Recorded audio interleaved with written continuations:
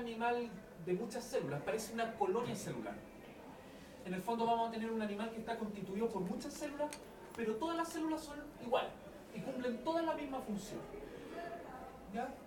Y ese es el nivel de organización celular. ¿Quiénes son? Los poríferos. Bob, esponja, ¿ya? Es un porífero y él tiene un nivel de organización celular. Todas las células que lo constituyen son todas muy similares.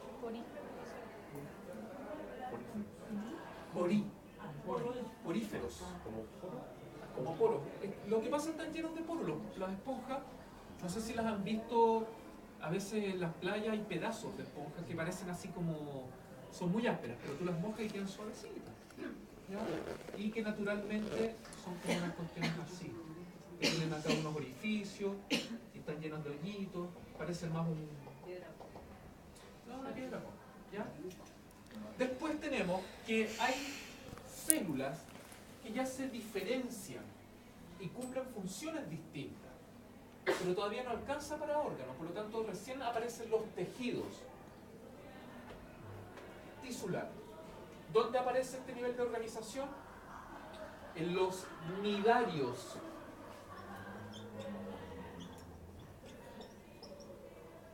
Medusas, ¿ya?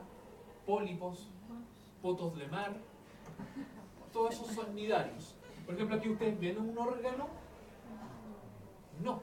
Ellos tienen, por ejemplo, una dermis epitelial, ¿ya? Y una dermis gástrica, pero no hay un órgano. Hay células que cumplen una función, hay una diferenciación, pero todavía no es tan específico. ¿Ya? Después, cuando ya tenemos que estas células sí forman una estructura que cumple una función, pero es una estructura para una función, aparecen recién los órganos, que alcanzamos el nivel de organización orgánico. ¿Dónde aparece esto? En los platelmintos. Profe, disculpe, dijo que es como que forman un solo órgano. Claro, por ejemplo, los platelmintos, el sistema digestivo es un tubo de entrada y de salida. ¿Ya? No hay otra estructura que podamos distinguir. ¿Ya? Por lo tanto, es un órgano. Y eso es un platelminto. Cuando ya tenemos dos estructuras... Profesor, ¿pero un platelminto puede tener más de un órgano? Sí, pues. Ya. Para distintas funciones. Para distintas funciones. Para la digestiva una cuestión, para la excretora otra, Perfecto. ¿cierto? Ya. Pero para cada una de esas funciones es el órgano. Perfecto. Después tenemos que cuando ya aparecen dos o más estructuras para una misma función, alcanzamos el nivel de sistemas de órganos, nivel sistémico. Y eso aparece en los nemertinos, que es como un gusano plano, pero con ano. ¿Cómo se llama, profesor? Nemertinos.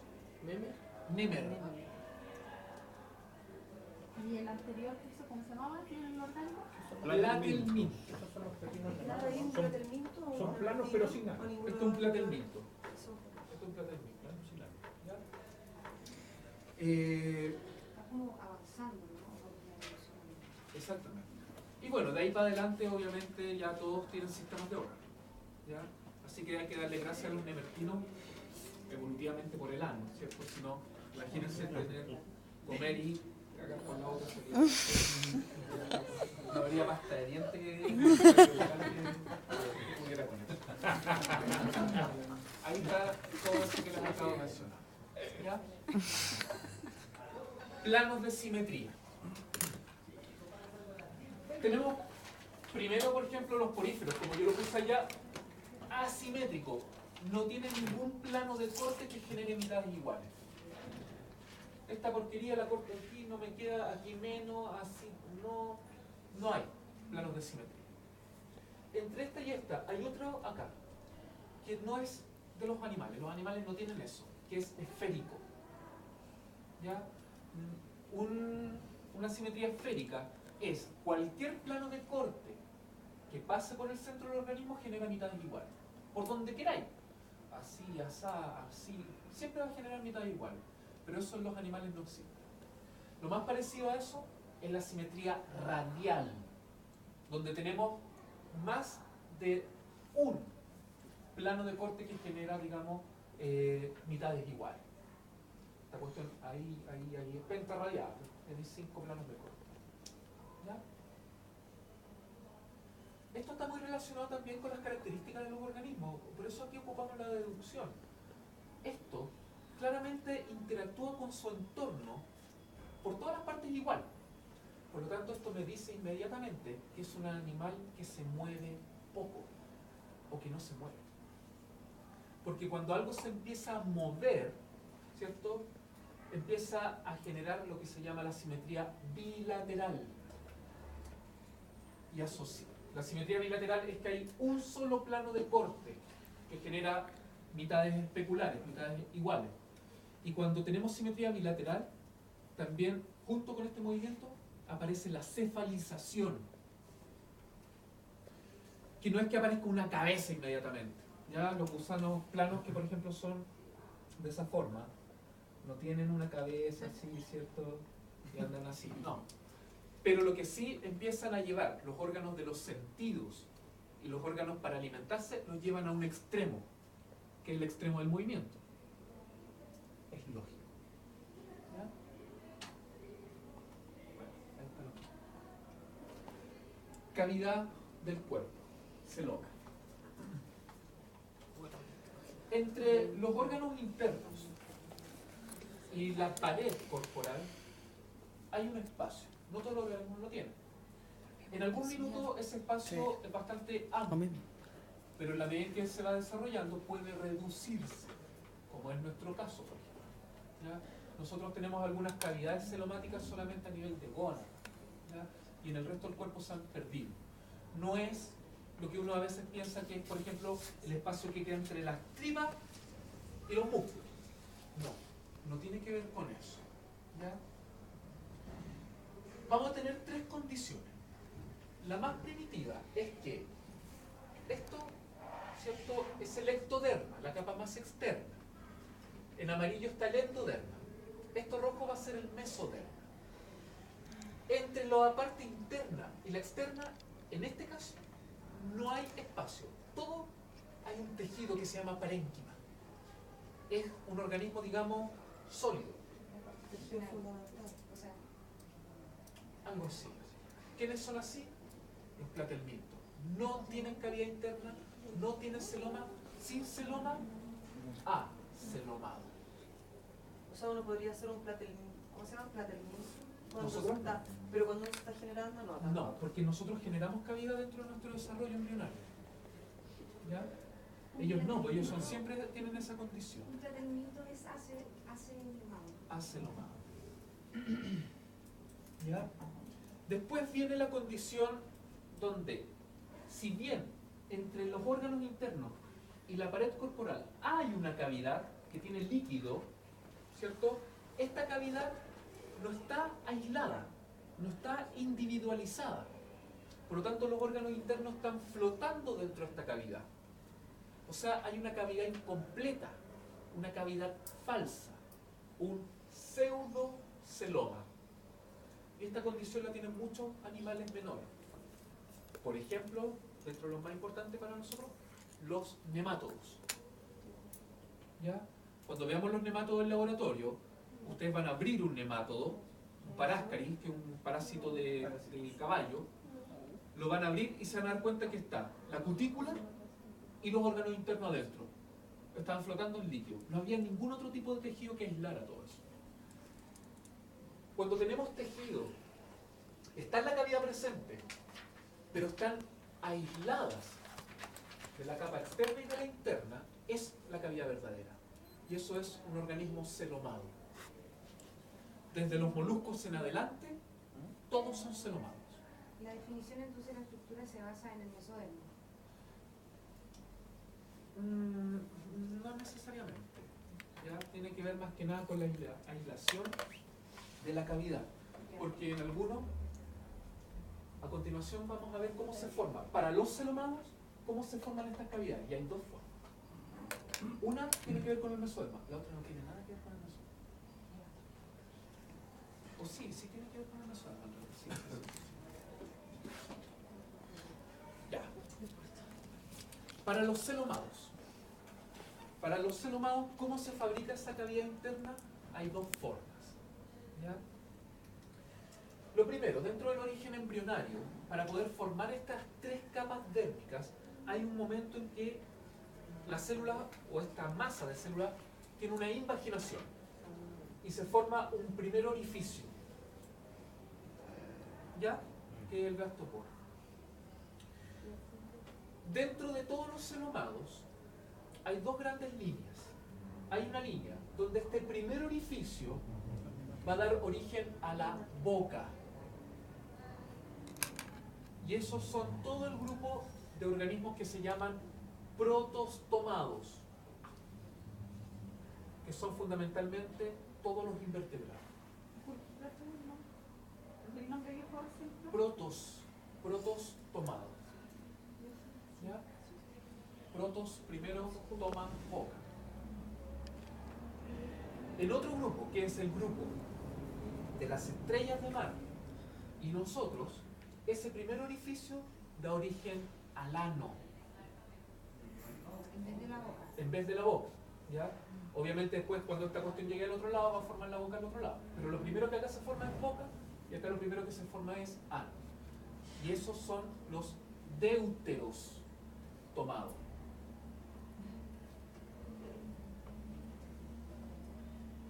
La cavidad celomática en los protostomados se forma por estas masas celulares mesodérmicas y es, digamos, una formación que se llama esquizocélica. Solo los cenomados. Ambos son Mesodérmico, cenomados, dijo usted. pero esquizocélico es para los protostomados. Los protostomados forman su cavidad interna de manera esquizocélica. Estas masitas proliferan y forman esta estructura y esto después sigue proliferando, sigue y va a formar esa cavidad que habíamos visto antes. En cambio, en los deuteros tomados, esas cavidades, que va a ser lo mismo, el celoma, se va a formar como una evaginación del tubo digestivo. Y eso es enterocélico. El celoma en los deuteros tomados se desarrolla de manera enterocélica. Esa es la diferencia. ¿Ya? Es un poco complejo, pero no tanto tampoco. El producto de esa imaginación se forma el sistema digestivo. ¿El otro cómo se llama el otro nombre? ¿Te acuerdas? Se van formando otros sistemas. ¿Esquizocélico? En este caso, lo que se está ¿Los protostomados formando eran es el esquizocélicos? No, Por eso lo ¿sí? que yo decía, sí está relacionado. Acá el mesoderma se forma por una masa celular interna. En cambio acá el mesoderma se forma por una imaginación del endo. Y esto obviamente después, estos tejidos son los que fabrican huesos, músculos, las distintas...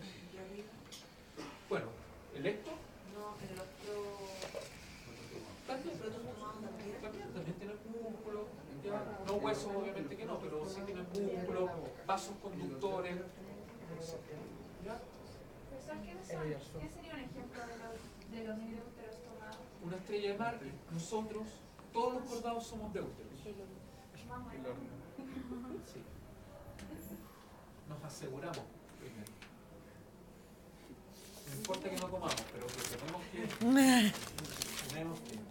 Bueno, ahí está eso, exactamente. De esta manera, se construye, con estos criterios que acabamos de ver, se construye todo el sistema de clasificación del reino animal. Si ustedes se fijan, el primer criterio que estoy utilizando tiene que ver con el nivel de organización. Parazoa quiere decir que parece más una colonia celular que un organismo metacelular o pluricelular. ¿Ya? Y ahí están los poríferos que yo les mencionaba, donde todas las células son todas iguales, no hay diferenciación. Dentro de los que sí hay diferenciación, ¿qué ocupamos después? Criterios de simetría. Radial, tenemos estos dos que son tipos de medusas, digamos, ¿ya? Y bilateral. Pero alguien me podría decir, Señor profe, si ahí está la estrella de mar, eso no es radiado. ¿Ah? Correcto, sí, pero obviamente hay un criterio de clasificación posterior que es mucho más importante. Y es que las estrellas de mar son deuteros tomados. Dentro de esto, ¿qué podríamos decir bilateral? Igual la larva de esto es bilateral. ¿Ya? Dentro de lo bilateral ocupamos el origen ontogénico de la boca, los protos y los deuteros. Y ahí están todos esos invertebrados. Dentro de esos invertebrados después ocupamos otra cosa, otro criterio, ya menos común, que es si tienen o no un órgano tentaculado que se llama lofoforo. Por eso son lofotrocozoa. ¿Ya? Y los otros son los que realizan ecdisis, o sea, muda. Me salió como... Los que realizan muda. La ecdisis es la muda, cambiarle una cutícula. Por lo tanto, estos tienen cutícula. ¿Ya? Tentaculado, ya con el que se alimentan generalmente. Ya los vamos a ver, la próxima clase vamos a ver diapositivas de todas esas cuestiones que están ahí. Profesor, entre radiata y bilateria o bilateria. La simetría. A este tú puedes hacer más de un corte y te van a quedar mitades iguales. Y en este en un solo sentido. ¿Ya? Claro, la estrella de mar no, pero la larva de la estrella de mar sí. Es bilateral. Y el único que no tiene simetría es el tallo, el parasol. El parasol porífero, sí. Pero el radiata tampoco es simétrico. Sí, pues, tiene más simetría que... Y la bilateral. Claro. Una estrella de mar, tú la cortas así y te genera estas dos mitades iguales. La cortas en esa diagonal de la otra. Te da una Los normal. caballos, si lo cortas horizontal, Claro. Claro, con el caballo, ¿cierto? Mira qué lindo mi caballo. bonito. El caballo, si lo cortáis aquí, a lo David Copperfield, obviamente no te van a quedar mitades iguales. El único plano de corte longitudinal. ¿Es independiente Sagital. de la disposición de los órganos?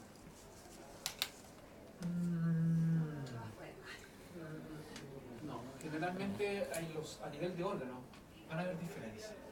¿Ya? Porque de hecho entre un pulmón izquierdo y el derecho no son iguales. Claramente los lóbulos del hígado están hacia un lado, el vaso también está hacia un lado. Van a haber diferencias a nivel de órganos, sí o sí. ¿Ya? Digamos externamente. ¿Ya? Ya. Rapidito para terminar con esta clase de hoy. Para finalizar, todos estos seres vivos tienen niveles de interacción con otros organismos. ¿Ya? Dentro de ellos podemos tener asociaciones entre los mismos individuos, intraespecíficos. O también podemos tener interacción entre especies distintas, interespecíficas. Dentro de las intra tenemos colonias y sociedades. ¿Cuál es la diferencia? En una colonia es como que, por ejemplo, estas medusas. De repente hay una colonia medusa, pero todas cumplen la misma función. Están juntas nada más, pero todas se están alimentando, todas están haciendo la misma función. Eso es una colonia. Juntas pero no revueltas. Claro. En cambio una sociedad, juntas y revueltas, mejor dicho. En cambio una sociedad es junta pero no revuelto, porque en una sociedad se diferencian funciones. No, es que más que eso, por ejemplo, en una sociedad, ¿cierto? Es, tú proteges, tú traes alimentos. Hay jerarquía. Luchan por un mismo fin. Hay jerarquía. Hay jerarquía, hay diferenciación de roles. Esa es la diferencia entre colonia y sociedad. Son como individuales.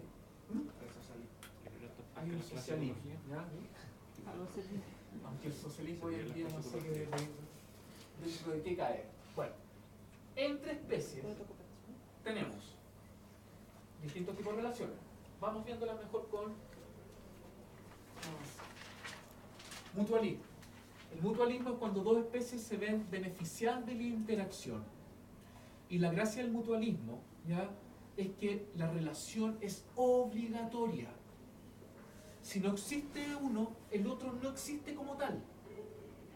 Y eso, por ejemplo, pasa con muchas plantas. Hay muchas plantas que dependen exclusivamente de las abejas para ser polinizadas. Incluso hay plantas que son tan específicas que la flor se parece a la hembra, por ejemplo. Las orquídeas, que las flores son tan extrañas, se estudió y claramente la flor parece una hembra de algunos insectos.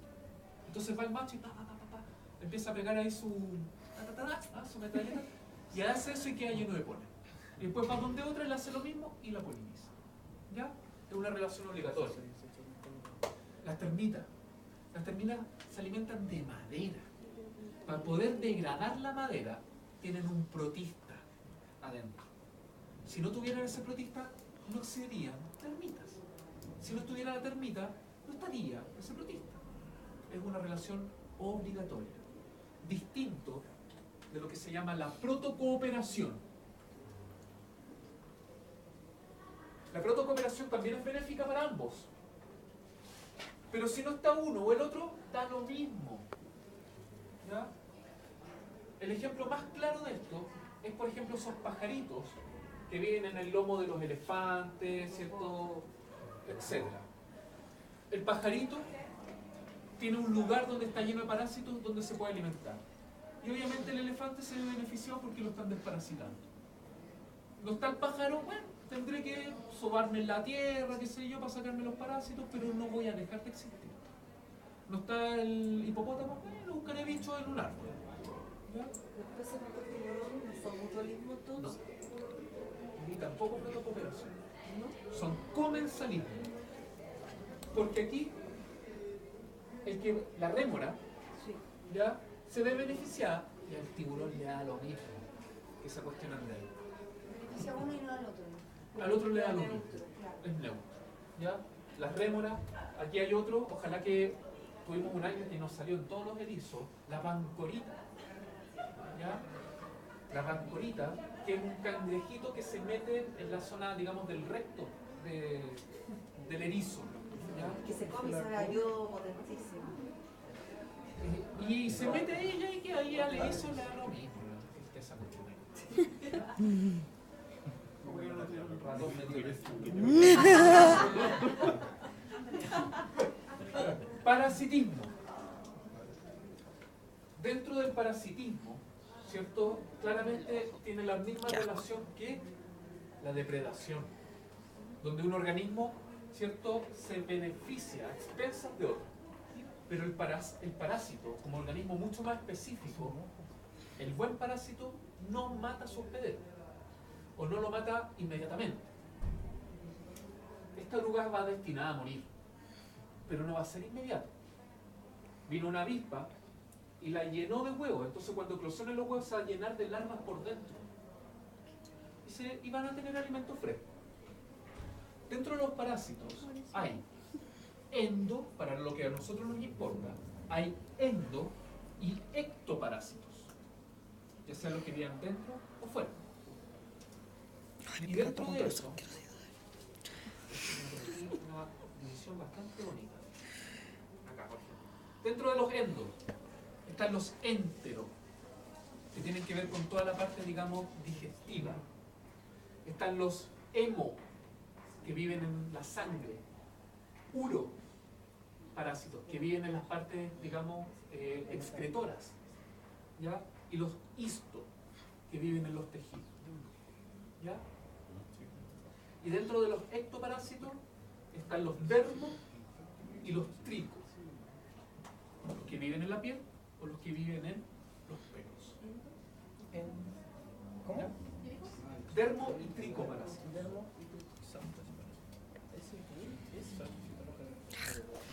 ¿La sangre sería un ecto o endo porque está dentro? Ectodermo. Ectodermo. ¿Ya? Endo ya es dentro. Dentro de él. Pasando la dermis. ¿Ya? Ya. Esto también nos sirve para después cuando veamos plateamientos, nematos y todo eso. Vamos a tener cierto que estos parásitos pueden tener ciclos de vida directo o indirecto. ¿Qué quiere decir esto? Cuando hablamos de un parásito de ciclo de vida indirecto, es que para cumplir con todas las etapas de desarrollo, tiene que pasar por más de un hospedero. obligadamente. ¿Ya? Ciclo directo quiere decir que entra el parásito, por ejemplo, como huevo en un organismo y dentro de él lleva a cabo todo su desarrollo, dentro del mismo individuo. ¿Ya? Cuando tenemos ciclos indirectos, claramente vamos a distinguir los hospederos intermedios y definitivos. Un hospedero intermedio va a ser siempre aquel animal u organismo que tiene una forma juvenil del parásito. Y el hospedero definitivo es el que tiene al adulto, al que se reproduce. ¿Ya? Por ejemplo, la tenia del chancho, la tenia solium. El chancho sería el hospedero intermedio y el hospedero definitivo sería el humano. ¿Ya? Porque en el chancho hay un estado juvenil, que es un quiste.